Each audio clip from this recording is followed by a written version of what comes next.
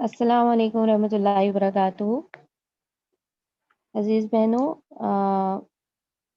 Programme کے آغاز کا وقت جو ہے وہ ہو چکا ہے اور ہم اپنے پروگرام کا باقاعدہ آغاز جو ہے وہ تلاوت قرآن پاک سے کرتے ہیں، اور اس کے لیے میں اپنی بہت عزیز ساتھی قمر آپا کو دعوت دیتی ہوں۔ قمر آپا کا تعلق ہمارے حلقہ عزیزیہ سے ہے۔ السلام علیکم ورحمۃ اللہ وبرکاتہ۔ وعلیکم السلام ورحمۃ اللہ وبرکاتہ۔ اعوذ باللہ من الشیطان الرجیم، بسم اللہ الرحمن الرحیم۔ اذن للذین یقاتلون بانہم ظلموا وان اللہ علی نصرہم لقدیر۔ الذین اخرجوا من دیارہم بغیر حق إلا أن يقولوا ربنا الله ولولا دفع الله الناس بعدهم ببعض لهدمت صوامع وبيع وصلوات ومساجد يذكر فيها اسم الله كثيرا ولا ينصرن الله من ينصره إن الله لقوي عزيز۔ الذين إن مكناهم في الأرض أقاموا الصلاة وآتوا الزكاة وأمروا بالمعروف ونهوا عن المنكر ولله عاقبة الأمور۔ ترجمہ ہے، اجازت دے دی گئی ان لوگوں کو جن کے خلاف جنگ کی جا رہی ہے، کیونکہ وہ مظلوم ہیں، اور اللہ یقیناً ان کی مدد پر قادر ہے۔ یہ وہ لوگ ہیں جو اپنے گھروں سے ناحق نکال دیے گئے صرف اس قصور پر کہ وہ کہتے تھے ہمارا رب اللہ ہے۔ اگر اللہ لوگوں کو ایک دوسرے کے ذریعے دفع نہ کرتا رہے تو خانقاہیں، گرجا اور معبود اور مسجدیں جن میں اللہ کا کثرت سے نام لیا جاتا ہے سب مسمار کر ڈالی جائیں۔ اللہ ضرور ان لوگوں کی مدد کرے گا جو اس کی مدد کریں گے۔ اللہ بڑا طاقتور اور زبردست ہے۔ یہ وہ لوگ ہیں جنہیں اگر ہم زمین میں اقتدار بخشیں تو وہ نماز قائم کریں گے، زکوٰۃ دیں گے، معروف کا حکم دیں گے اور منکر سے منع کریں گے، اور تمام معاملات کا انجام کار اللہ کے ہاتھ میں ہے۔ صدق اللہ العظیم۔ جزاک اللہ خیرا کثیرا قمر آپا۔ پیاری بہنوں، آج آپ کے علم میں ہے کہ ہم نے یہ خصوصی پروگرام اپنے شہر کے تمام ارکان اور کارکنان کے لیے رکھوایا ہے، اور اس کا موضوع ریاست مدینہ تصور سے حقیقت تک۔ نبی اکرم صلی اللہ علیہ وسلم کے اسوے کے حوالے سے ہم یہ بات دیکھیں گے کہ آپ صلی اللہ علیہ وسلم نے حکومت الہیہ کا قیام جو ہے وہ کن بنیادوں پہ کیا، اور موجودہ دور میں ہمیں کن حالات کا سامنا ہے، اور کس طریقے سے اس جو ہمارا تصور ہے اس کو حقیقت بنایا جا سکتا ہے۔ آپ کے سامنے تحریک اور کارکن سے ایک اقتباس جو ہے وہ رکھتی ہوں۔ مولانا لکھتے ہیں کہ کچھ اور لوگ ہیں جو چندرا کر پوچھتے ہیں کہ حکومت الہیہ یا اسلامی حکومت کا قیام کس نبی کی دعوت کا مقصود رہا ہے، مگر ہم پوچھتے ہیں کہ یہ قرآن اور تورات میں عقائد و عبادات کے ساتھ ساتھ دیوانی اور فوجداری قوانین اور صلح و جنگ کے احکام اور معیشت و معاشرت کے قواعد و ضوابط اور سیاسی تنظیم کے اصول بیان ہوئے ہیں، کیا یہ محض تفنن تباہ کے لیے ہیں؟ کیا یہ آپ کے اختیار تمیزی پر چھوڑ دیا گیا ہے کہ کتاب اللہ کی تعلیمات میں سے جس چیز کو چاہیں جزو دین مانیں اور جسے چاہیں غیر ضروری اور زائد شمار کریں؟ کیا انبیاء نبی علیہ السلام اور خاتم النبیین محمد صلی اللہ علیہ وآلہ وسلم نے جو سیاسی نظام قائم کیے وہ ان کی پیغمبرانہ دعوت کے مقاصد میں سے نہ تھے؟ محض اتفاقات سے فائدہ اٹھا کر انہوں نے اپنا شوق فرمانروائی پورا کیا تھا؟ کیا دنیا میں کوئی قانون اس لیے بھی بنایا جاتا ہے کہ صرف اس کی تلاوت کر لی جائے، اس کا نفاذ سرے سے مقصود ہی نہ ہو؟ کیا واقعی ایمان اسی چیز کا نام ہے کہ ہم روز اپنی نمازوں میں کتاب اللہ کی وہ آیات پڑھیں جن میں زندگی کے مختلف پہلوؤں کے متعلق اصول و احکام بیان ہوئے ہیں، اور رات دن ہماری زندگی کے اکثر و بیشتر معاملات ان کے خلاف چلتے رہیں؟ عزیز بہنوں، اپنے پروگرام کے لیے ہمارے ساتھ ہماری ہر دل عزیز سیما آپا موجود ہیں، اور میں اب ان سے گزارش کروں گی کہ بغیر کسی تاخیر کے وہ اپنے پروگرام کا آغاز کریں۔ السلام علیکم رحمۃ اللہ وبرکاتہ۔ اللہم صلی وسلم علی نبینا محمد، اللہم صلی وسلم علی نبینا محمد، اللہم صلی وسلم علی نبینا محمد، اللہم رب اشرح لی صدری ویسر لی امری واحلل عقدۃ من لسانی یفقہوا قولی، اللہم ارنا حقا حقا وارزقنا اتباعہ وارنا باطلا باطلا وارزقنا اجتنابہ، آمین یا رب العالمین۔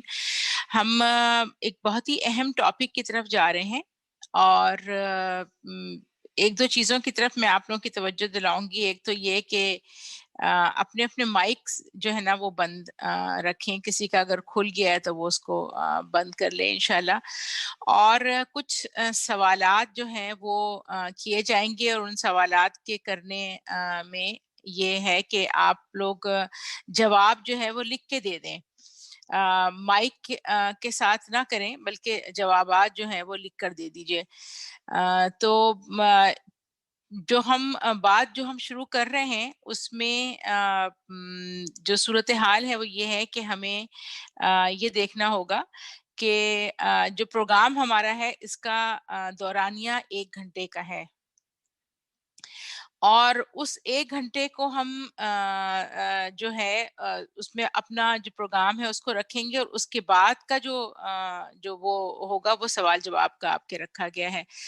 تو جو پہلی بات ہمیں مطلب رکھنی ہے، اور وہ ظاہر بات جو ہے وہ یہ ہے کہ ریاست مدینہ تصور سے حقیقت تک،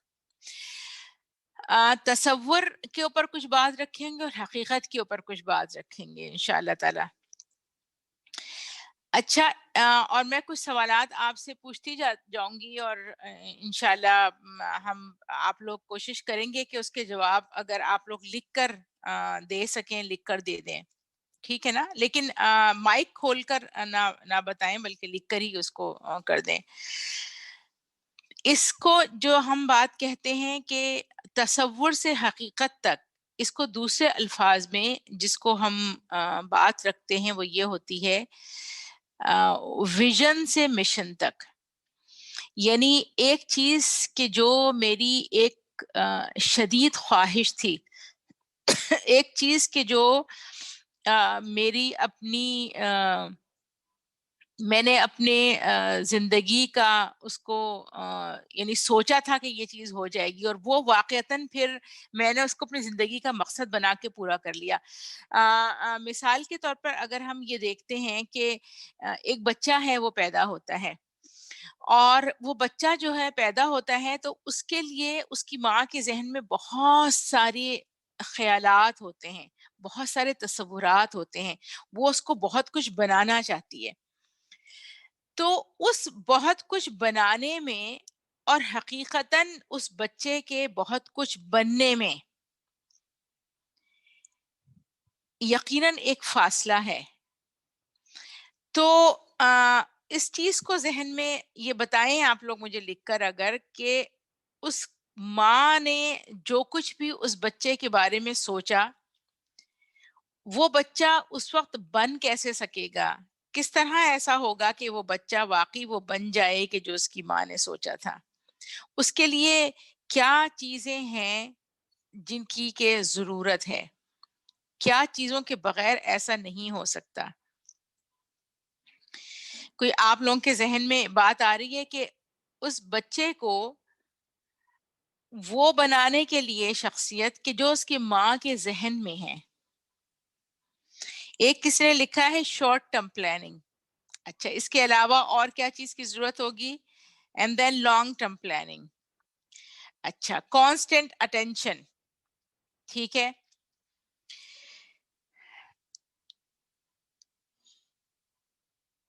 اچھا، ماں کو رول ماڈل بننا ہوگا، اس کا ماحول اور اس کی تربیت، اس کا علم، اس کے لیے کمٹمنٹ، بچے کی اپنی سیریسنس اور اس کی محنت، اس کے لیے پریکٹیکل اپروچز اور پلاننگ. اچھا ٹھیک ہے، بات آپ کی، سب لوگوں کی بات میرے سامنے جو ہے نا وہ آ گئی. قربانی، کسی نے کہا ہے سیکریفائس، قربانی. یعنی آپ اس بات کو سمجھتے ہیں، ان تمام چیزوں سے یہ بات سامنے آ گئی کہ، اور یہ سارے نکات آپ لوگ اپنے پاس نوٹ کریں، سب بالکل ٹھیک اور ویلڈ نکات ہیں، کہ اس بات کو آپ سب سمجھتے ہیں کہ صرف سوچنے سے وہ بچہ ایک بہت شاندار شخصیت، شاندار مستقبل رکھنے والا، بہترین مزاج کا، بہترین ایک پروڈکٹیو ماحول کے لیے ایک اچھا فرد نہیں بن سکتا. ہم اس بات کو پریکٹیکلی جانتے ہیں. اچھا ٹھیک ہے، یہ بات ہم لوگ کی سمجھ میں آ گئی کہ یعنی ہم یہ تمام چیزیں کہ ہم نے اس کو ماحول فراہم کیا اور اس کو تمام جو چیزیں ہمارے سامنے آئی وہ ہم نے دیکھی. اچھا، اب اسی چیز کو آپ کہتے ہیں ویژن سے لے کر مشن تک. یعنی ایک تو ہے تصور، آپ یہ چاہتی ہیں، اس کو آپ میں خواب کا نام نہیں لینا چاہتی ہوں، اس لیے کہ خوابوں کا زندگی سے کوئی تعلق، مطلب جاگتی ہوئی زندگی سے تعلق نہیں ہوتا، سوتی ہوئی زندگی سے زیادہ تعلق ہوتا ہے. تو یہ ایک تصور ہے. اچھا، اب آپ دیکھیں کہ اس تصور کو حقیقت بنانے کے لیے، اس تصور کو حقیقت بنانے کے لیے محنت کی ضرورت ہے، کمٹمنٹ کی ضرورت ہے. اور ایسا نہیں ہے کہ چونکہ وہ بچہ ابھی آج پیدا ہوا ہے اور بہت چھوٹا ہے تو ابھی بہت وقت ہے کہ میں اس تصور کو حقیقت بناؤں، تو ابھی مجھے کچھ کرنے کی ضرورت نہیں ہے. بلکہ وہ جو ہم نے ایک بات سنی ہے، جو ہم سنتے ہیں اکثر تربیت اولاد کے سلسلے میں، کہ ایک کوئی خاتون تھی، انہوں نے کہا کہ میں چاہتی ہوں کہ میرے بچہ جو ہے اس کی یہ اور یہ شخصیت بنے. تو جو وہاں پہ کنڈکٹ کرا رہا تھا پروگرام، یعنی جو وہاں پہ اسپیکر تھے، انہوں نے پوچھا کہ آپ کا بچہ کب پیدا ہوگا، کہ آپ کو یہ بات پتہ ہے؟ انہوں نے کہا کہ وہ بچہ تو 5 سال کا ہو چکا ہے. تو اس وقت انہوں نے کہا کہ آپ نے تو سارا وقت گزار دیا، یعنی اب جو وقت تھا اس کی تربیت کا وہ تو سب نکل چکے، اب آپ کیا چیز پوچھ رہے ہیں. یعنی دیکھیں، اس میں ہمیں ایک اور چیز پتہ چلی کہ ایک فرد کی صرف یہاں پہ بات نہیں ہو رہی ہے کہ جب بھی آپ کا کوئی ایک ویژن ہوتا ہے، اس ویژن کے لیے ٹائمنگ کی بڑی اہمیت ہوتی ہے. اس ویژن کے لیے آپ کے ذہن کی کلیئرٹی کی بہت ضرورت ہوتی ہے. آپ کا ذہن بالکل واضح اور کلیئر ہونا چاہیے. آپ کو اپنا اینڈ گول پتا ہونا چاہیے کہ کیا ہے، اور اس اینڈ گول کا سب سے جو بہتر راستہ ہے وہ آپ کو پتا ہونا چاہیے کہ کیا ہونا چاہیے، کیا ہو سکتا ہے. تو یعنی ایک ویژن کو مشن بنانے کے لیے ایک کمٹمنٹ کی ضرورت ہوگی. یہ بات ہمیں سمجھ آ رہی ہے. اچھا، اب ہم یہاں پر افراد کی بات، تو یہ جو اسلامی ریاست کی بات ہے یا ریاست مدینہ کی بات ہے، اس میں ایسا لگتا ہے کہ ہم کوئی ایک ایبسٹریکٹ بات کر رہے ہیں، پتہ نہیں کس کی بات ہے. لیکن کیا آپ کو یہ بات لگتی ہے کہ ریاست مدینہ میں، اگر ہم ریاست مدینہ کی بات کرتے ہیں تو ہم کچھ انسانوں کی بات بھی کر رہے ہیں، کہ ہم جو ہیں وہ اس میں کچھ انسان بھی انوالو ہوں گے. کیا اس میں یہ چیز بھی شامل ہے کہ افراد کو بھی ہمیں سوچنا پڑے گا، یا یہ کہ بس کوئی زمین کا ٹکڑا ہے، ایک آئیڈیاز ہیں، کوئی ایبسٹریکٹ چیز ہے؟ بتائیں کیا چیز ہے اس میں؟ کیا انسان بھی کوئی حیثیت اور حقیقت رکھتے ہیں، یا محض کچھ آئیڈیاز ہیں؟ فرد لازم ہے، لکھا ہے کسی نے، اور یہ انسان ہیں کہ جو ایک قوم کو بناتے ہیں. ٹھیک ہے، یعنی اب آپ کو کیا بات پتہ چلی کہ انسان بہت بنیادی فیکٹر ہیں ریاست مدینہ کو بنانے کے لیے. افراد ہوں گے اور ان کی تربیت کی ضرورت ہوگی. ٹھیک ہے. یہ اب آپ لوگ اس چیز کو نوٹ کرتے جائیے. یعنی پہلی بات کیا ہے کہ ایک ویژن ہوگا, اس کو مشن میں ڈھالنے کے لیے ہمیں کمٹمنٹ کی ضرورت ہوگی. دوسری چیز یہ ہے کہ اس میں انسانوں کی ضرورت ہوگی. ہم ہواؤں میں, فضاؤں میں کوئی اپنے ذہن کے اندر اس تصور کی صرف بات نہیں کر رہے ہیں, بلکہ ہم یہ بات کر رہے ہیں کہ اس کے اندر ہمیں انسانوں کو تبدیل کرنے کی ضرورت ہوگی. ٹھیک ہے, یہ دو باتیں ہمارے پاس آ گئیں. اچھا, تیسری چیز جو میں آپ کے سامنے لے کر آتی ہوں وہ یہ کہ تیسرا سوال جو ہے وہ یہ ہے کہ کیا یہ افراد, یعنی اب ہم نے یہ سمجھ لیا کہ ہمیں ایک کمٹمنٹ کی ضرورت ہے, ہمیں افراد کی ضرورت ہے, ان کے کمٹمنٹ کی ضرورت ہے, ٹھیک ہے نا. تو کیا یہ افراد اپنے انڈیویجول بیسس کے اوپر, یعنی ہر فرد خود ہی یہ کام کر سکتا ہے کہ وہ ریاست مدینہ کے حصول کو کامیاب بنا سکے؟ یعنی اس کو ہر انڈیویجول لیول کے اوپر اس چیز کی ضرورت ہے یا ایک کلیکٹیو لیول پر ضرورت ہے؟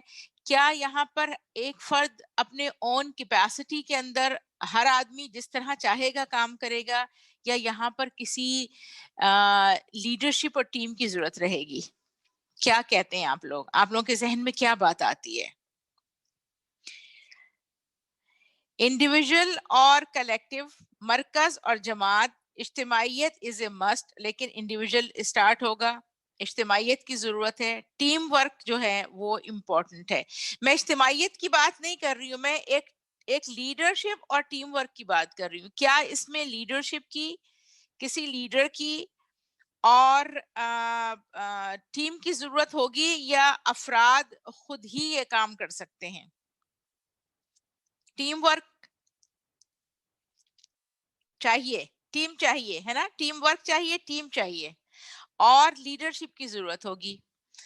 ٹھیک ہے, یہ بات ہمیں سمجھ آ گئی کہ یہ سب چیزیں. اب آپ کے پاس تین چیزیں آ گئیں. ایک ایسا ویژن کہ جس کو میں اپنا مشن بنا لوں, کمٹمنٹ کی میری ضرورت ہوگی. دوسری بات یہ ہے کہ اس کو کرنے کے لیے صرف ذہن میں ایک آئیڈیا نہیں ہونا چاہیے, بلکہ اس کے لیے افراد کی ضرورت ہوگی. وہ افراد تنہا بکھرے اپنے اپنے ذہنی صلاحیت اور اپنی ذہنی تصویر کے مطابق یہ ریاست نہیں بنا سکتے یا یہ مشن کو پورا نہیں کر سکتے, بلکہ ان کا ایک کامن گول ہوگا, ان کے کلیئر گولز ہوں گے, ان کے لیے ایک ٹیم ہوگی, اور اس ٹیم کو چلانے کے لیے ایک لیڈر کی ضرورت ہوگی. یہاں تک آپ لوگوں کی بات سمجھ آ رہی ہے؟ یہاں تک آپ لوگ میرے ساتھ ہیں؟ ٹھیک ہے, یہاں تک جو بات ہے وہ ٹھیک ہے. یہ آپ میں سے کوئی ایک اگر ڈس ایگری کر رہا ہے یہاں پر, تو وہ اپنی بات کو لکھ کے یہاں بتا سکتا ہے کہ نہیں, ہم یہ سمجھتے ہیں کہ یہ ان چیزوں کی ضرورت نہیں ہے, بلکہ اس کے علاوہ یقیناً بہت ساری چیزوں کی ضرورت ہے, لیکن یہ بنیادی جو ہیں وہ چیزیں ہیں جن کی ہمیں ضرورت اس وقت ہمیں پتہ چل رہا ہے کہ ہے. اچھا, اس کے بعد اگلی چیز جو ہم کو کرنے کی ضرورت ہے وہ یہ دیکھنے کی ضرورت ہے کہ دنیا میں انقلاب, دنیا میں تبدیلی اصل میں انقلاب جس چیز کا نام ہے اس کا مطلب ہے کہ آپ کا قلب ہے. قلب کا مطلب یہ ہے کہ ایک ایسی چیز ہے کہ جو مسلسل حرکت میں ہے, یعنی اپنی حالت کو تبدیل کرتا رہتا ہے. انقلاب بھی یہی چیز ہے کہ آپ جس حالت میں ہیں اس حالت کو تبدیل کریں, اسی کا نام تبدیلی ہے. کہ آپ جس جگہ پر ہیں, جس حالت میں ہیں, آپ اس چیز سے مطمئن نہیں ہیں, بلکہ آپ اس کو تبدیل کر کے کچھ اور حالت کی طرف جانا چاہتے ہیں. اسی کا نام انقلاب ہے. اگر آپ دنیا میں یہ دیکھیں کہ انقلاب جو ہیں وہ کیسے آتے ہیں اور ان میں کیا ہوتا ہے, تو آپ اگر مختلف نوعیت کے انقلاب دیکھیں تو کیا ہوتا ہے کہ افراد جس حیثیت میں موجود ہوتے ہیں, جس جگہ موجود ہوتے ہیں, وہ اس جگہ سے مطمئن نہیں ہوتے. اپنی اس حالت سے مطمئن نہیں ہوتے، اس حالت کو بدل کے کسی دوسری حالت میں آنا چاہتے ہیں. ٹھیک ہے، یہ بات آپ کو سمجھ آتا ہے کہ یہ ایسے ہی ہے جس کو قرآن یہ کہتا ہے کہ اللہ تعالیٰ آپ کی حالت کو اس وقت تک نہیں بدلے گا جب تک کہ آپ خود اپنی حالت بدلنے کے لیے یعنی آمادہ نہ ہو، یا آپ اس کی کوشش نہ کریں، یا آپ اس کے لیے محنت نہ کریں. یعنی آپ کو اپنی حالت کے بدلنے کی ضرورت کا احساس ہونا چاہیے. اچھا، عموماً جب انقلاب آتے ہیں، عموماً جب تبدیلیاں آتی ہیں، عموماً جب اسٹیٹس کو چینج کیا جاتا ہے، تو کیا سوسائٹی کی طرف سے، ماحول کی طرف سے کوئی ریزسٹنس آتی ہے؟ کیا ایسا ہوتا ہے کہ آپ کے اطراف میں آپ کا ماحول آپ کو یعنی یہ چاہے، معاشرے میں کچھ ایسے لوگ بھی ہوں جو یہ چاہتے ہوں کہ نہیں، جیسا چل رہا ہے بس ویسا چلتا رہے؟ کیا ایسا ہوتا ہے؟ جی، لوگ جاگے ہیں یا سو گئے ہیں؟ مخالفت ہوتی ہے، ٹھیک ہے نا؟ مخالفت ہوتی ہے، اور کیوں ہوتی ہے وہ مخالفت، اور کن کی طرف سے ہوتی ہے؟ مخالفت کرنے والے کون ہوتے ہیں؟ سوسائٹی کس چیز کا نام ہے؟ ڈفرنٹ مائنڈ سیٹ کے لوگ ہوتے ہیں، جن کے مفادات ہوتے ہیں، جن کی سوچ الگ ہوتی ہے، جن کے نظریے الگ ہوتے ہیں، جو اپنے گناہوں کو نہیں، ابھی ہم گناہ کی اور ثواب کی تو بات نہیں کر رہے ہیں، یعنی جو اپنے لائف اسٹائل کو، جو اپنے مائنڈ، جو اپنے کمفرٹ زون کو بدلنا نہیں چاہتے، جو اس ویژن کے خلاف ہیں، جس ویژن کو لے کر آپ کھڑے ہوئے ہیں. ٹھیک ہے نا، یہ سب باتیں. اچھا، اب ہم دیکھتے ہیں اس چیز کو کہ اب ایک سوال یہ ہے کہ حضرت خدیجہ رضی اللہ تعالی عنہا، کیا ان کا کوئی کردار ریاست مدینہ میں ہے؟ کیا آپ لوگ یہ سمجھتے ہیں کہ حضرت خدیجہ کا کوئی کردار ریاست مدینہ میں ہے، بننے میں ہے، اس کو وجود میں لانے میں ہے؟ کیا حضرت عمار بن یاسر، حضرت سمیہ، حضرت خباب بن الارت کا کوئی حصہ ہے؟ سپورٹ تھی، قربانی تھی، اور کیا تھا؟ دولت تھی، اور کیا تھا؟ دین کے معاملے میں ڈٹ جانا تھا، مورل اینڈ مانیٹری سپورٹ تھی، دوسروں کے ساتھ چلنے، قربانی انہوں نے دی.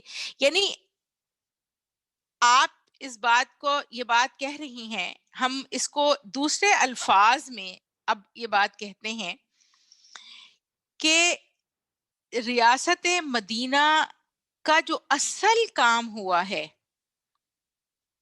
وہ ریاست مدینہ کے بننے کے بعد نہیں ہوا ہے،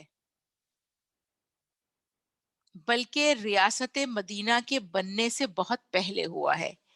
یعنی آپ اس چیز کو دیکھیں کہ دوسرے الفاظ میں آپ سے یہ بات کہتی ہوں کہ اگر مکی دور نہ ہوتا،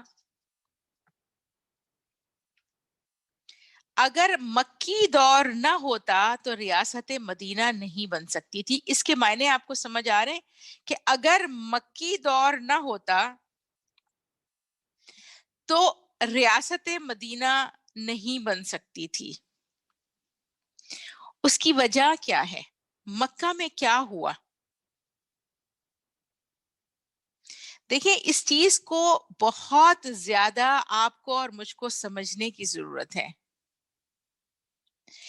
کہ آپ اس بات کو دیکھیں کہ یہ جو تربیت کا جو دور ہے نا، جو تربیت کا دور ہے، جو ٹیم بنانے کا دور ہے، جو لوگوں کو ویژن دینے کا دور ہے، جو یعنی آپ کے سامنے جو آج آیات تلاوت ہوئی، ان تلاوت کی گئی جو آیات میں سورہ حج کی جو آیات تھی، اس کے اندر جو بات ہمیں بتائی گئی وہ یہ کہ جب ان کے ہاتھ میں اقتدار آتا ہے، جب ان کے ہاتھ میں اقتدار آتا ہے، الذین ان مکناہم فی الارض اقاموا الصلاۃ وآتوا الزکاۃ وأمر بالمعروف وانہوا عن المنکر. جب ان کے ہاتھ میں اقتدار آتا ہے تو وہ نہ یہاں پر یہ تذکرہ ہے کہ وہ بلڈنگیں بناتے ہیں، نہ یہ تذکرہ ہے کہ وہ بناتے ہیں، انڈسٹریز لگاتے ہیں، نہ یہ تذکرہ ہے کہ وہ ایجوکیشن کے ادارے کھولتے ہیں، نہ یہ تذکرہ ہے کہ وہ لوگوں کو مال دیتے ہیں، لوگوں کو مالی حالت ان کی بہتر کرتے ہیں. یہ سب چیزیں بھی ساتھ ساتھ ریاست مدینہ میں ہوئی ہیں. لیکن ایک اسلامی ریاست کے لیے اللہ تعالیٰ نے جو بات بتائی ہے وہ یہ کیا ہے، الذین ان مکناہم فی الارض، کہ جب ہم انہیں زمین میں اقتدار دیں گے تو وہ کیا کام کریں گے، وہ نماز کو قائم کریں گے، وہ زکوٰۃ ادا کریں گے، وہ نیکی کا حکم دیں گے اور وہ برائی سے روکیں گے. یہ جو سارے کام ہیں پیاری بہنوں، جو کرنے والے سارے کام ہیں یہاں پر جو ہمیں پتہ چل رہا ہے، یہ کام اس کی بنیاد کیا ہے، اس کے پیچھے کی سوچ کیا ہے، اس کے پیچھے جو اللہ تعالیٰ نے مطالبہ کیا ہے وہ کیا چیز ہے.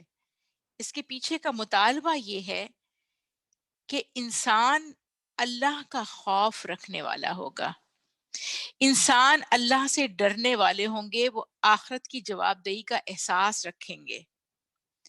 جب ان کو زمین میں اقتدار ملے گا تو وہ نماز کو قائم کریں گے، وہ پورے معاشرے کو، پوری سوسائٹی کو، وہ صرف نماز پڑھنے والے لوگ نہیں ہوں گے. نمبر ایک بات یہ کہ ان کے اندر اللہ کے ساتھ تعلق ہوگا، اور نمبر دو بات یہ ہے کہ ان کو آخرت کی جواب دہی کا احساس ہوگا. اب یہ دو چیزیں ایسی ہیں کہ اس کے لیے مکی دور کی بے انتہا ضرورت ہے. دیکھیں جب ہم بات کرتے ہیں، تھوڑی سی بات یہ کڑوی ہے جو بات میں آپ سے کہہ رہی ہوں. جب پاکستان قائم ہوا، پاکستان بنا، تو آپ کے خیال میں جتنے افراد تھے جو کہ ایک تو لیڈر، جس طرح ہم نے کہا لیڈر کی ضرورت تھی، ہمیں ایک لیڈر ملا، ہمارے جو لیڈر ہیں، جو اسلامی ریاست کے جو اصل لیڈر ہیں، وہ نبی کریم صلی اللہ علیہ وسلم ہیں. اور آپ صلی اللہ علیہ وسلم نے اپنی لیڈرشپ میں ایک ٹیم بنائی، اور اس ٹیم کی پوری طریقے سے تربیت کیا کی. آپ قرآن کے ذریعے تربیت کی گئی، اور سیرت، ظاہر نبی صلی اللہ علیہ وسلم خود موجود تھے اور آپ تربیت کر رہے تھے. اگر آپ قرآن کو پڑھتے جائیں تو آپ کو یہ پتہ چلے گا کہ ایمانیات کے بارے میں جتنی آیات ہیں، احکام اتنے نہیں ہیں اس میں. یہ کرو، یہ نہیں کرو، یہ کرو، یہ نہیں کرو. اور یہ بڑے دنوں کے بعد، یعنی مدینہ منورہ میں جا کے احکام نازل ہونا شروع ہوئے. مکی دور کے اندر چند بنیادی چیزوں کو صرف کہا گیا ہے. تو یہ جو افراد ہیں، یعنی جنہوں نے ہم سوچتے ہیں کہ جو لوگ یعنی بغیر تربیت کے کام کریں گے، ان میں جذبہ ہو سکتا ہے، ان میں قربانی ہو سکتی ہے، لیکن تربیت نہیں ہے تو اس کا نتیجہ پائیدار نہیں ہوتا. فرد کو اجر مل سکتا ہے اور ملے گا، لیکن تبدیلی نہیں. ریاست مدینہ نہیں بن سکتی. ایک فرد نماز پڑھ سکتا ہے، ایک فرد روزہ رکھ سکتا ہے، ایک فرد زکوٰۃ دے سکتا ہے، لیکن اس سے زیادہ وہ بہت کچھ نہیں کر سکتا ہے. مکی دور کے اندر مقابلے کی فضا نہیں رکھی گئی تھی، برداشت کرنے کا معاملہ رکھا گیا تھا. برداشت کریں. تو جب ہم دیکھتے ہیں کہ جب پاکستان جب بنا، اور اس میں ہمیں قائد اعظم کی شکل میں ایک لیڈر بھی نظر آتا ہے جس کا ایک ویژن بھی ہے، اور جس نے اس کو اپنا مشن بھی بنا لیا. علامہ اقبال وہاں موجود تھے. لیکن اس کے علاوہ اگر آپ افراد کو دیکھیں گی تو بہت کم افراد تھے، اور جو تھے وہ ایک ایسی ٹیم میں تھے، اور جو عموماً جو میسز تھے ان کی کوئی تربیت نہیں تھی. پھر جب ہم دیکھتے ہیں کہ جب وہ پاکستان بنا، یہ بات ہم بہت سنتے ہیں مولانا مودودی کے بارے میں کہ لوگ یہ کہتے ہیں کہ وہ پاکستان بننے کے مخالف تھے، لیکن اگر آپ ان کا پورا لٹریچر پڑھیں تو آپ کو پتہ چلے گا کہ یہ بات انہوں نے کہی تھی کہ وہ پاکستان بننے کے مخالف نہیں تھے، لیکن انہوں نے یہ بات کی تھی کہ جو لوگ پاکستان بنانے جا رہے ہیں ان کی ابھی اپنی تربیت نہیں ہے، ان کے پاس وہ ہوم ورک نہیں ہے، وہ گراؤنڈ ورک نہیں ہے جس کی بنیاد پر ایک اسلامی ریاست وجود میں آ سکے. تو اسلامی ریاست کے وجود میں لانے کے لیے جو بات بہت کہیں پر بھی اگر میں یہ چاہوں گی کہ یہ اسلامی ریاست بن جائے، ریاست مدینہ بن جائے، ابھی ہم اس کے رولز پہ، اس کے پرنسپلز پہ بعد میں آتے ہیں، لیکن جو بنیادی چیز ہے وہ بنیادی چیز یہ ہے کہ مدینہ سے پہلے مکہ کو ہونا ہوگا، اور مکہ وہ چیز ہے کہ جہاں بالکل بنیاد پڑی، جہاں پہ اور جتنی گہری وہ بنیادیں تھیں. حضرت ابو بکر صدیق بالکل ابتدائی دور میں آ گئے، ان کی پوری تربیت ہوئی، اور آپ دیکھیں کہ وہ کیا ایک شائننگ اسٹار تھے. حضرت عمر آنے کے بعد، حضرت علی بالکل شروع میں، خدیجہ، یہ تمام جو لوگ تھے انہوں نے ایک ٹیم بنائی. نبی اکرم صلی اللہ علیہ وسلم نے ایک ٹیم بنائی، اللہ کے نبی نے ایک ٹیم بنائی. اور ہم دیکھتے ہیں کہ اسلامی انقلاب جب بھی آتا ہے، اسلام جب بھی لوگوں کی زندگیوں کے اندر اس نے تبدیلی وہ جب لے کر آیا، ایک ایسی تبدیلی جو کہ آپ کو ایک اسٹیٹ کی شکل میں نظر آ جائے، تو اس میں پہلی بات افراد کی تبدیلی ہے. پہلی بات فرد کی زندگی کو بدلنا ہے، فرد کے اخلاق کو بدلنا ہے، فرد کی عادات کو بدلنا ہے، فرد کے دن اور رات کو بدلنا ہے، اس کے شب و روز کو بدلنا ہے، اس کی ترجیحات کو بدلنا ہے. اگر میں یہ سمجھتی ہوں کہ میں ہر قسم کے اس کو جمع کر کے بھانمتی کا کنبہ بنا کر میں یہ چاہوں کہ میں اسلامی اسٹیٹ بنا لوں گی، مدینہ کی ریاست بن جائے، یہ نہیں بن سکتی. اگر وہ بننی ہوتی تو انبیاء کے ہاتھوں بنتی، لیکن انبیاء کے ذریعے جو ہمیں اسوہ دکھایا گیا، جو بتایا گیا، وہ کیا کہ ایسے افراد کو اکٹھا کرنا جن کا ویژن اور مشن کامن ہو، جو ایک ہی پیج پر کھڑے ہوں، اور ان کے پاس کلیئرٹی آف مائنڈ ہو، کلیئرٹی آف تھاٹ ہو، جو اپنی زندگی کو تبدیل کرنے کے لیے تیار ہوں، جو خالی کارتوس نہ ہوں، جو صرف گرجنے والے لوگ نہ ہوں، بلکہ وہ ایسے لوگ ہوں کہ جو جب کسی مقصد کو اپنا لیں اس کے لیے قربانی دینے کے لیے تیار ہوں، وہ اپنے شب و روز کو بدلنے کے لیے تیار ہوں، وہ اپنی زندگیوں میں تبدیلیاں لانے کے لیے تیار ہوں، وہ اپنے نارمز کو بدلنے کے لیے تیار ہوں، وہ اسٹیٹس کو چینج کرنے کے لیے تیار ہوں، اور ان کے پاس اس کے لیے گہرا کمٹمنٹ موجود ہو.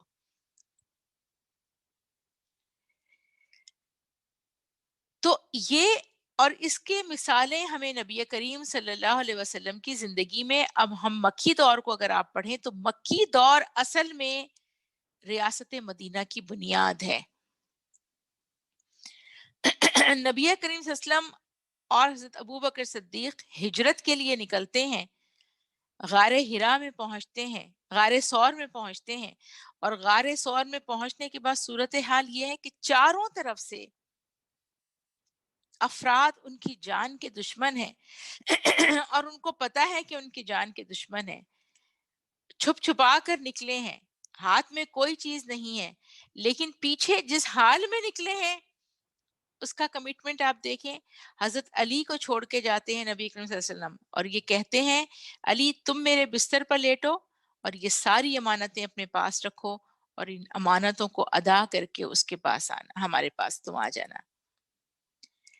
ان امانتوں کو ادا کر کے آنا. جن بچیوں کی شادیاں ہو چکی ہیں وہ نبی کی بیٹیاں ہیں لیکن کفار کے نکاح میں ہیں، ان کو زبردستی لے جایا نہیں گیا ہے، ان کو چھوڑ کر چلے جاتے ہیں، اس لیے کہ ان کے کمٹمنٹس ہیں، وہ کسی اور کے نکاح میں ہیں، وہ کسی اور طرح سے موجود ہیں وہاں پہ، یہ سارے، اور اس کام کے لیے ایک 13 سال کا ایک عرصہ جو ہے وہ لگا ہے۔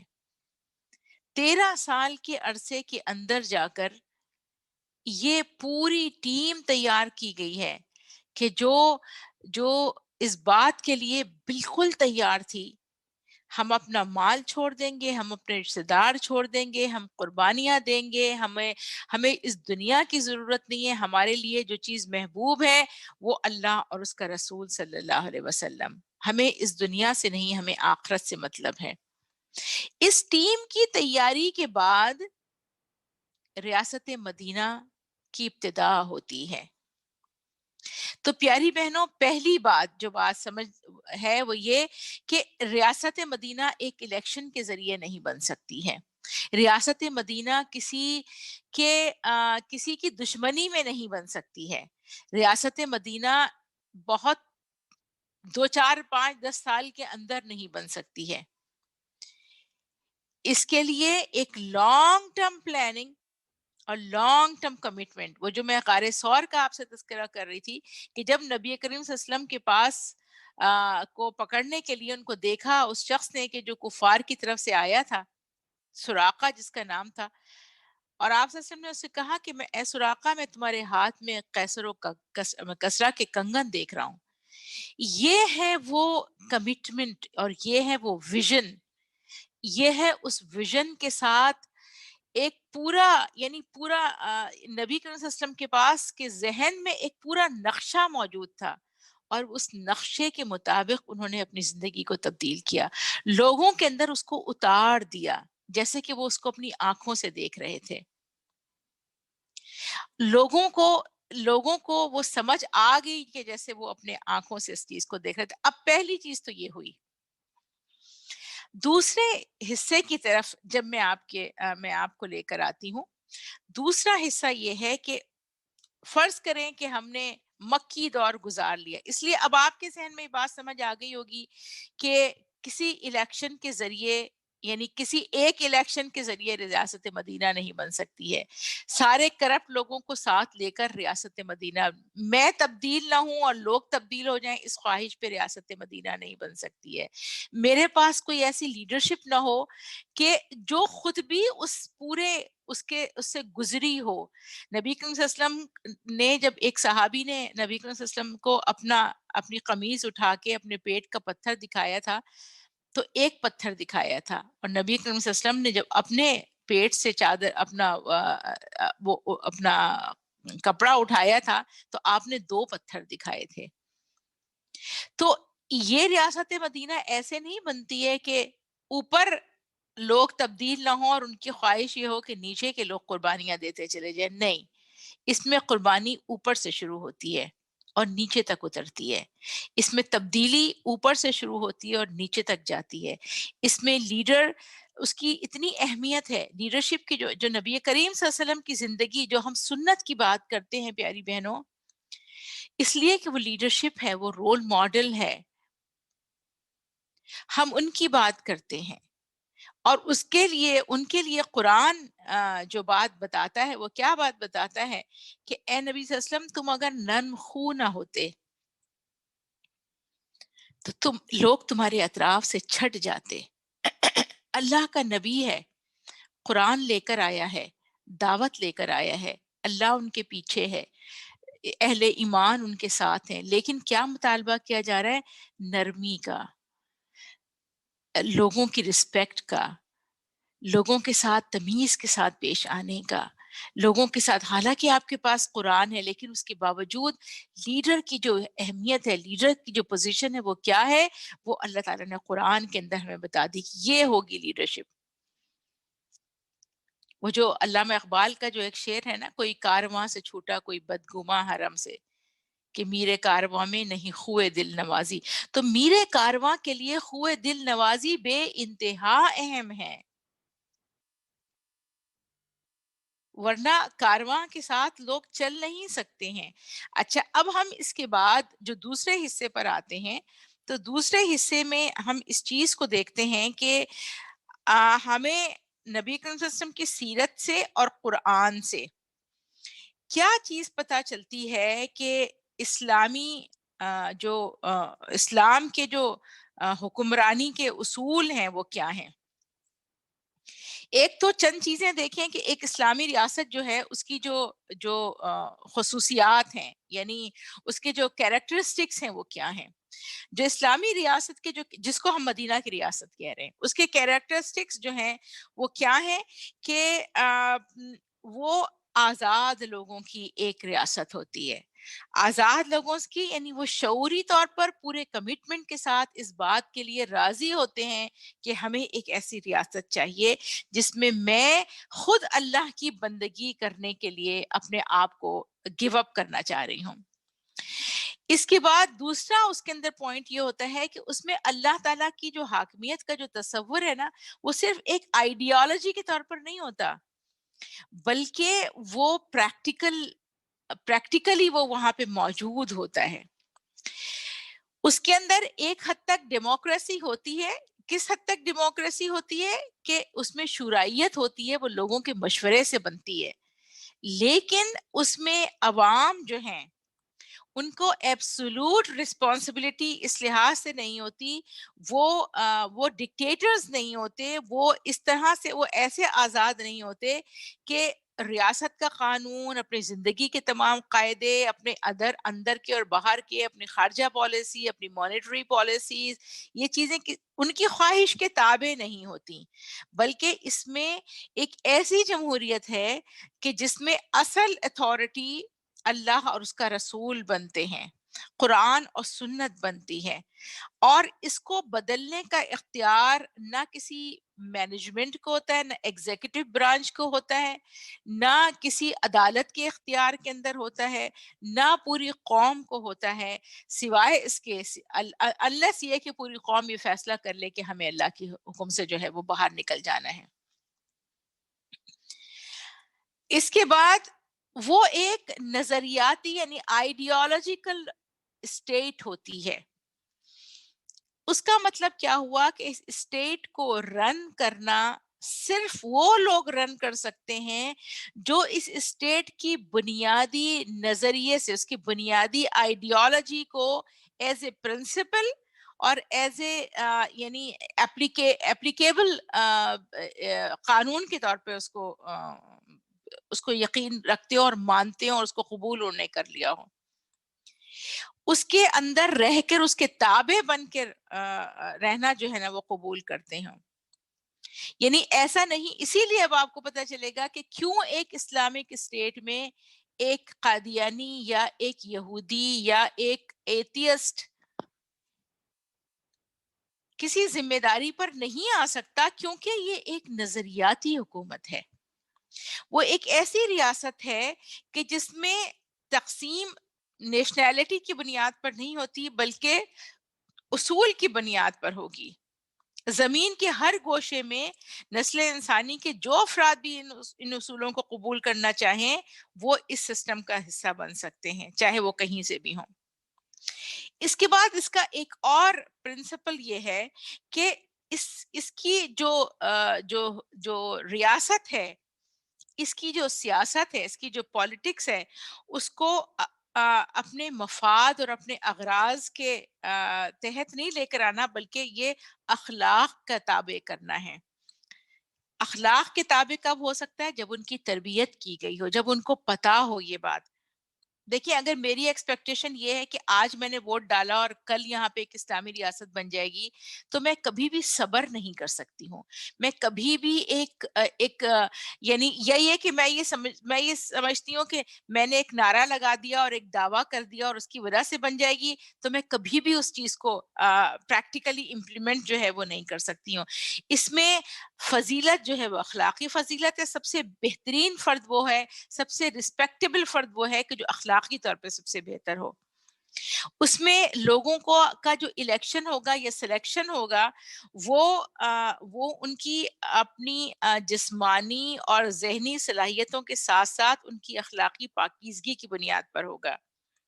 اور اس میں جو انٹرنل سسٹم بنیں گے وہ اس میں ہر شخص امانت دار اور دیانت دار اور عدل و انصاف کرنے والا، یہ اصول اور قوانین جو ہے وہ اس پر ہوں گے.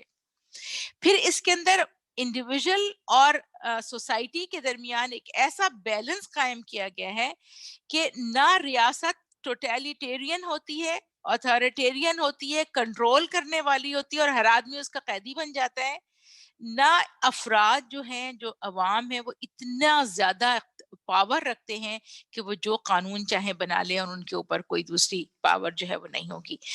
اچھا، یہ تو اس ریاست کے بیسک پرنسپل ہیں. پھر اسلام کے اصول کیا ہیں حکمرانی کے؟ اسلام کیا چیز ہمیں بتاتا ہے کہ جب بھی کوئی اگر یعنی یہ ساری باتیں آپ کو اس لیے بتائی جا رہی ہیں تاکہ آپ کے سامنے ایک لسٹ موجود ہو کہ مجھے یہ اور یہ چیزیں سامنے رکھنی چاہیے، مد نظر رکھنی چاہیے، کہ تب مجھے اندازہ ہوگا کہ یہ جو ریاست بننے چاہ رہی ہے. آپ کسی ابھی امریکہ میں الیکشن ہوئے، ایک شخص اگر خود انتہا سے زیادہ ریسسٹ ہے، کیا آپ اس سے یہ توقع کر سکتے ہیں کہ وہ لوگوں کے درمیان انصاف کرے گا، وہ کالے اور گورے کو برابر کرے گا؟ اگر ایک شخص جو ہے اس کے نزدیک عورت کی کوئی قدر اور عزت نہیں ہے تو آپ سمجھتے ہیں کہ وہ عورت کو کوئی صحیح مقام دے گا، اس کی زندگی میں کوئی ان کا صحیح مقام نہیں. یہ فرد کا اپنا معاملہ ہے کہ جو کہ باہر نکل کر آئے گا، اور جب تک اس فرد کی تربیت نہ ہو یہ کام نہیں ہو سکتا. تو پہلی چیز جو اسلام کے پرنسپلز ہیں، حکمرانی کے جو پرنسپلز ہیں، اس میں پہلی چیز یہ ہے کہ اللہ کے قانون کی بالا تری ہوگی. پہلا قانون، یہ جو ہم نے آیت پڑھی تھی ابھی کہ جب وہ ہم ان کو زمین میں اقتدار دیتے ہیں تو وہ پہلا کام کیا کرتے ہیں؟ نماز کو قائم کرنے کا کرتے ہیں. تو نماز کو قائم کرنے کا مطلب کیا ہے؟ اللہ کے ساتھ تعلق ان کا بنیادی اور بنیادی اور بنیادی پرنسپل ہوتا ہے. اللہ کے ساتھ تعلق بالکل بنیادی. اور نبی صلی اللہ علیہ وسلم کی احادیث ہمیں اس میں ملتی ہیں کہ تم پر لازم ہے کتاب اللہ کی پیروی.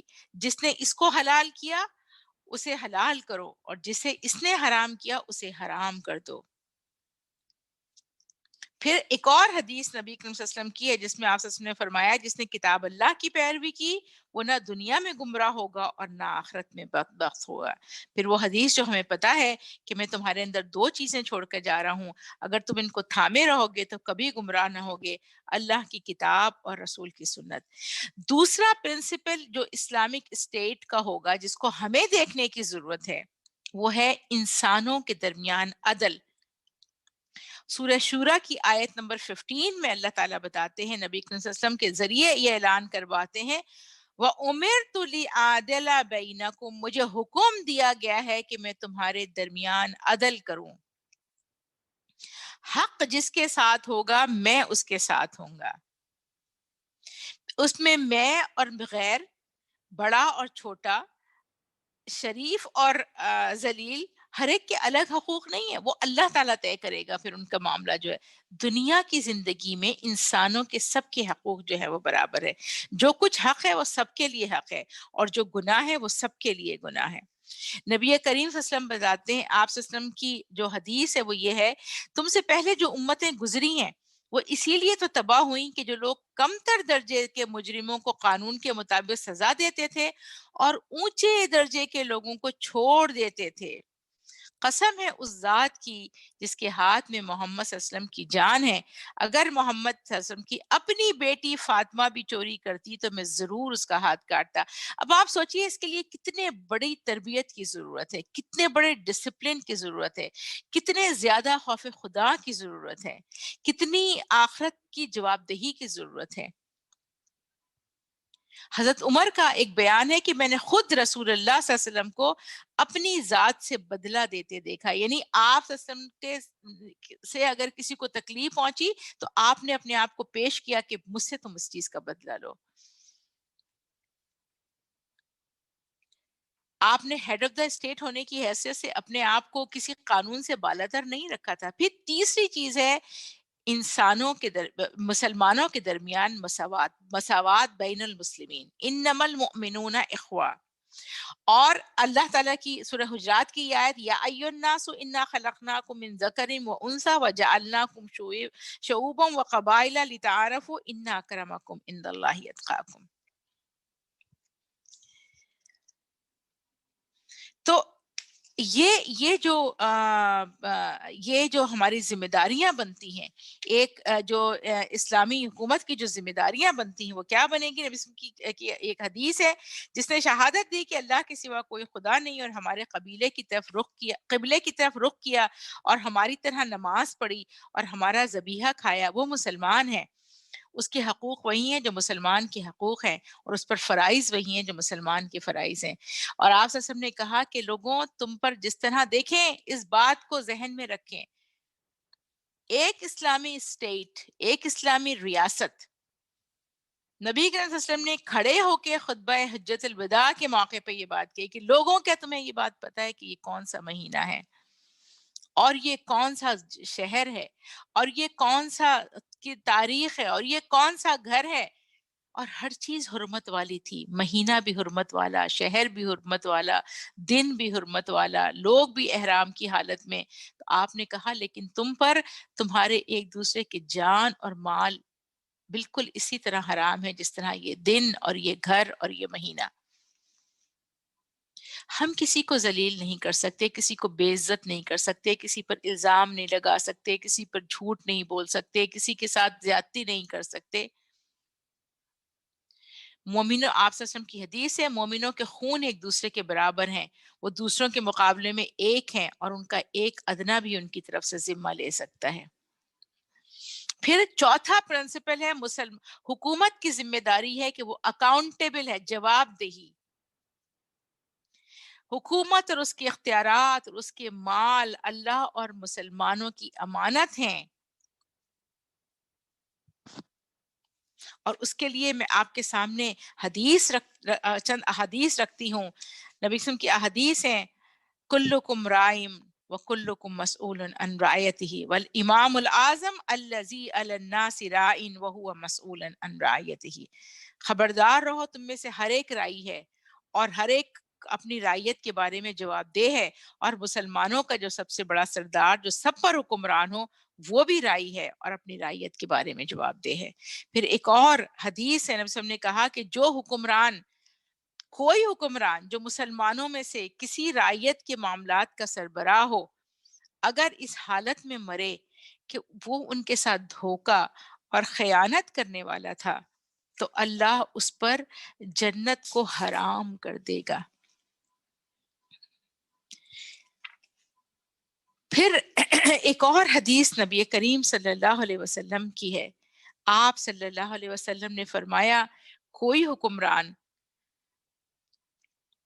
کوئی حاکم جو مسلمانوں کی حکومت کا کوئی منصب سنبھالے، پھر اس کی ذمہ داریاں ادا کرنے کے لیے جان نہ لڑائے اور خلوص کے ساتھ کام نہ کرے، وہ مسلمانوں کے ساتھ جنت میں داخل نہیں ہوگا. اس کے بعد پھر آپ صلی اللہ علیہ وسلم فرماتے ہیں کسی حاکم کا اپنی رعیت میں تجارت کرنا بدترین خیانت ہے.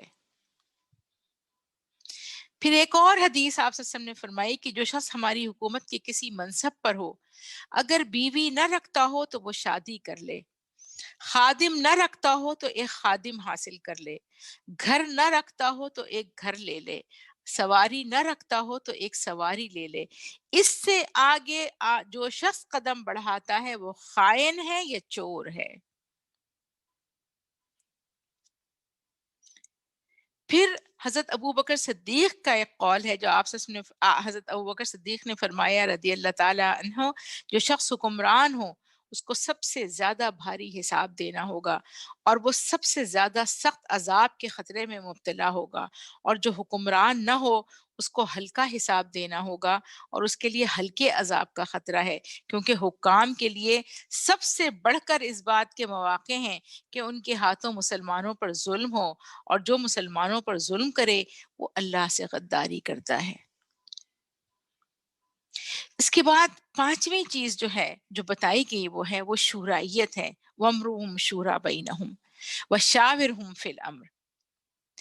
اور اس میں یعنی یہ شورائیت اور اس میں مشورہ کر کے، یعنی پورے ہر سطح کے اوپر مشورے کے بغیر کوئی ذمہ دار نہیں ہوگا. پھر چھٹا قاعدہ ہے اس میں امر بالمعروف، وہی جو قرآن کی جو تفسیر جو آیت پڑھی گئی کہ مسلمان جو ہیں ان کی یہ اسٹیٹ کی رسپانسبلٹی ہے کہ اسٹیٹ یہ کام کرے گی، اور اس کے بعد نہیں عن المنکر، یہ کام اس اسٹیٹ کی ذمہ داری ہے. اور ریاست کا جو مقصد وجود ہے وہ کیا ہے کہ وہ نماز کو قائم، آپ اپنے اپنے جگہوں پہ دیکھیں بیٹھ کر کہاں کہاں ہم ہیں، ہمارے اطراف میں جو لوگ ہیں، ہمارے ذمہ دار جو لوگ ہیں، میں شہر کی سطح پر ہوں، کسی میئر کی سطح پر ہوں، کسی گورنر کی سطح پر ہوں، کسی وزیر اعلیٰ کی سطح پر ہوں، کسی وزیر کی سطح پر ہوں، کسی وزیر اعظم کی سطح پر ہوں، کسی صدر کی سطح پر ہوں، ان کی ذمہ داری کیا ہے؟ الذین ان مکناہم فی الارض اقاموا الصلاۃ وآتوا الزکاۃ وامروا بالمعروف ونہوا عن المنکر وللہ عاقبۃ الامور. اور اللہ ہی کے ہاتھ میں تمام جو ہیں وہ فیصلے جو ہیں وہ اللہ تعالیٰ کی طرف جاتے ہیں پلٹ کے. نبی کریم صلی اللہ علیہ وسلم کی کچھ احادیث اس سلسلے میں ہم دیکھ لیتے ہیں کہ آپ صلی اللہ علیہ وسلم نے فرمایا لوگ جب ظالم کو دیکھیں اور اس کے ہاتھ نہ پکڑیں تو بعید نہیں کہ اللہ ان پر عذاب عام بھیج دے. پھر ایک اور حدیث آپ صلی اللہ علیہ وسلم کی ہے کہ میرے بعد کچھ لوگ حکمران ہونے والے ہیں جو ان کے جھوٹ میں ان کی تائید کرے اور ان کے ظلم میں ان کی مدد کرے، وہ مجھ میں سے نہیں اور میں ان میں سے نہیں. اللہ اکبر، کیسی حدیث ہے یہ. ایک اور حدیث ہے نبی کریم صلی اللہ علیہ وسلم کی جس میں آپ صلی اللہ علیہ وسلم نے فرمایا ان قریب تم پر ایسے لوگ حاکم ہوں گے جن کے ہاتھ میں تمہاری روزی ہوگی، وہ تم سے بات کریں گے تو جھوٹ بولیں گے، کام کریں گے تو برے کام کریں گے، وہ تم سے اس وقت تک راضی نہ ہوں گے جب تک تم ان کی برائیوں کی تعریف اور ان کے جھوٹ کی تصدیق نہ کرو. پس تم ان کے سامنے حق پیش کرو جب تک کہ وہ اسے گوارا کریں، پھر اگر وہ اس سے تجاوز کریں تو جو شخص اس پر قتل کیا جائے وہ شہید ہوگا. پھر ایک اور حدیث نبی کریم صلی اللہ علیہ وسلم کی ہے کہ جس نے کسی حاکم کو راضی کرنے کے لیے وہ بات کی جو اس کے رب کو ناراض کر دے، وہ اللہ کے دین سے نکل گیا. اس کے بعد چند چیزیں جس کو میں چاہتی ہوں کہ آپ لوگ ان کو نوٹ کریں. جو ہم ماڈل ریاست کی بات کر رہے ہیں، جو ہم اس ریاست کی بات کر رہے ہیں کہ جو ریاست مدینہ تھی، اس میں خلافت راشدہ ایک بہت بڑی، یعنی جو تمام خلفائے راشدین رہے ہیں ان کی جو کوالٹیز تھی اور ان کی حکومتوں کی جو کیریکٹرسٹکس تھے وہ کیا تھے. اس میں پہلی بات یہ تھی کہ لوگوں کو اس میں الیکٹ کیا گیا. دوسری بات جو تھی اس کے اندر وہ کیا تھی کہ شورا کے ساتھ حکومت ہوتی تھی.